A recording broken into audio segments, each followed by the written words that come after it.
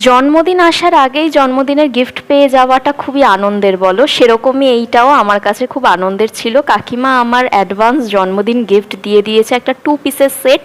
আর দেখো, সকালবেলা উঠে স্নান টান করে পুজো টুজো দিয়ে বসে পড়েছিলাম পড়তে পড়তে পড়তে এদিকে গুনগুন বারবার আসছিল, সেটাও আমি তোমাদেরকে দেখাই। বারবার এসে খালি বড়দিদি চল না একটু খেলি, এরকমই চলে। রবিবার যেহেতু সপ্তাহে একটা দিন বাড়িতে থাকি, ওকে একটু সময় দিতেই হবে, এটাই হচ্ছে ওর বক্তব্য।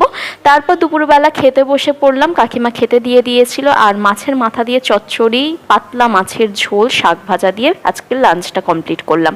আর দেখো, অনেক দিন ধরে শোকেসটা গোছানো হয় না বলে আজকে সুন্দর করে শোকেসটাকেও গুছিয়ে নিলাম। আর আমার সেই ছোটোবেলাকার চুড়িগুলো, এগুলোতে অনেক স্মৃতি জড়ানো জানো তো। আর আমি চুড়ি পরতে ভীষণ ভালোবাসি, আর এগুলো আমার ঠাম্মার কিনে দেওয়া।